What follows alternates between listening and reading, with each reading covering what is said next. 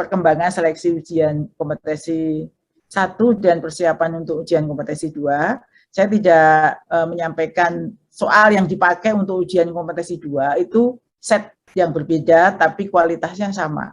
Jadi kita punya set soalnya banyak, itu yang nanti akan diacak dipakai di ujian kedua. Kurang lebih substansi, tingkat keberatannya, tingkat kesukaran, daya pembedanya sama. Tidak ada penurunan kualitas soal. Semua afirmasi masih digunakan di ujian kedua. Semua penurunan NAB yang kemarin diperbaiki melalui Menpan juga masih digunakan.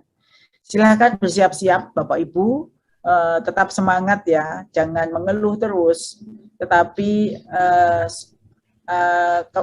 kesampingkan dulu semua keluhan, tetapi yang paling diutamakan adalah kesiapan fisik dan mental untuk ujian kedua. Jadi tidak ada gunanya terus mengeluh, menghujat, dan mengomel-omeli orang. Yang penting itu tetap hasil ujian, ya apapun itu. Kalau memang ada ketidakpuasan, silahkan. Itu nanti bisa disampaikan melalui saluran-saluran yang resmi. Kalau untuk NAB, untuk semuanya itu di Panselnas ya. Kalau di Kemendikbudristek ini hanya menyiapkan penyelenggaraan ujiannya. Jadi panitia ujian ini bukan hanya Kemendikbud, tapi penyelenggara ujiannya untuk ujian seleksi ini semua ada di Kemendikbud, tetapi semua keputusan tentang nilai ambang batas, afirmasi, perubahan mekanisme itu adanya di Panselnas. Demikian Pak materi dari saya, semoga bermanfaat untuk Bapak Ibu semuanya. Jika ada pertanyaan dipersilahkan nanti dalam forum ujian. Itu P3K itu adalah pegawai pemerintah dengan perjanjian kerja, pemberi kerjanya adalah kepala daerah.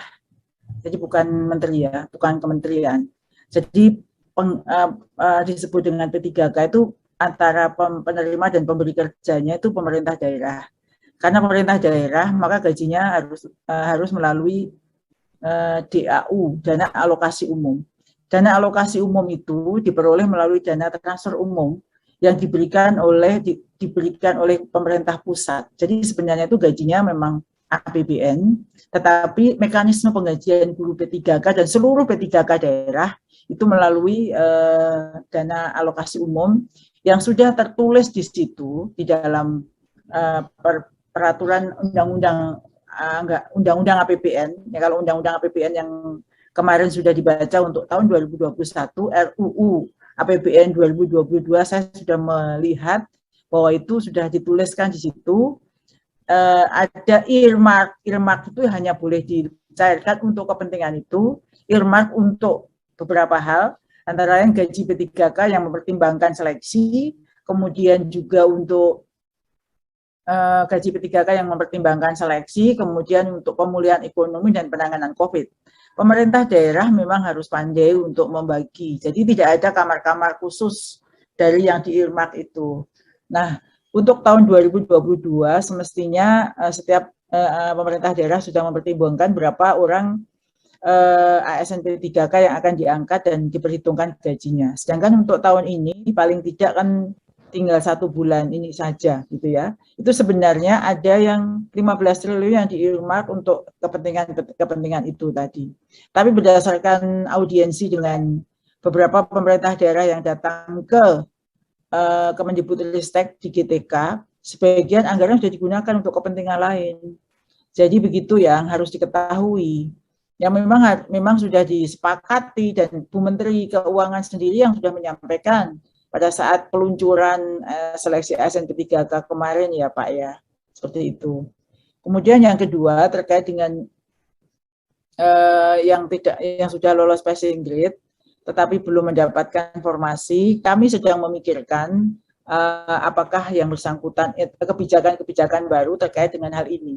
Ini nanti akan disampaikan pada saat menjelang pengumuman pembukaan formasi seleksi tahap kedua. Tapi sebenarnya begini, dalam setiap persaingan itu pasti ada pemenang. Itu namanya ujian ya. Kalau dalam setiap ujian itu ada rankingan dimanapun adanya gitu ya, dan itu diatur dalam peraturan Permenpan untuk semuanya, Jadi kalau guru ini kemarin Kemendikbudristek melakukan 3 kali, itu memberikan kesempatan pada guru-guru untuk lebih banyak mencoba, untuk dapat mencoba. Kalau sekarang belum lulus, mungkin ada pertimbangan psikologis atau hal lain, maka diberi kesempatan kedua dan ketiga. Sedangkan untuk P3K yang Jafung yang lain tidak ada, hanya 1 kali itu sudah menentukan nasibnya. Mekanismenya sama persis, jadi ada perengkingan. Jadi kalau kita lihat ada orang yang sama-sama bagus, tentu kan diambil yang terbaik. Itu sebuah mekanisme yang wajar. Dan kalah ranking, meskipun dia di CPNS itu sudah terjadi seperti itu. Itu hanya sebuah pengertian saja kepada Bapak Ibu guru, bahwa dalam sebuah perebutan satu jabatan, itu kan semuanya harus mempertimbangkan mana yang terbaik ya. Dan nanti untuk supaya dia berlaga lagi di berikutnya, skornya masih boleh digunakan loh. Jadi kalau nanti pendaftaran kedua, mereka yang sudah punya skor yang bagus, jika melamar ke jabatan yang sama, itu masih bisa dipakai tanpa harus ikut ujian. Tapi kalau melamar jabatan yang berbeda kan berarti kan uji kompetensinya beda ya. Itu harus ikut ujian. Jadi menurut saya mereka yang sudah lolos passing grade tetapi kalah ranking itu harus dipahami terlebih dahulu bahwa itu sebuah mekanisme yang biasa dalam sebuah seleksi. Kalau seleksi itu kan pasti milih yang terbaik, bukan begitu Bapak Ibu?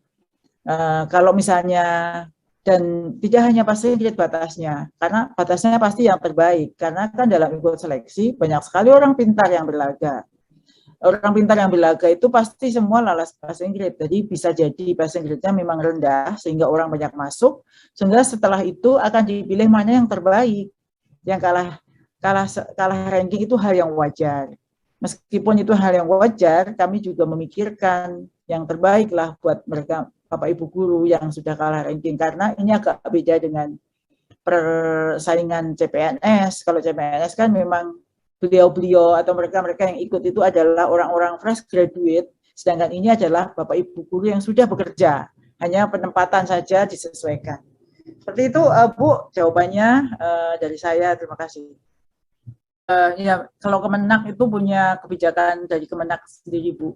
Karena kalau ya Kemenak itu ada peraturan Menteri Agama yang mengatur terkait dengan pengadaan guru, pembinaan, pengembangan dan semuanya ada di Kemenak. Jadi untuk Kemenak kebijakannya di Kemenak. Dan di Kemendikbud itu di Kemendikbud. Jadi maka Kemenak itu usulannya hanya sedikit sekali. Itu ya Bu ya. Itu saja. Jadi ada beda kebijakan di dalam hal ini.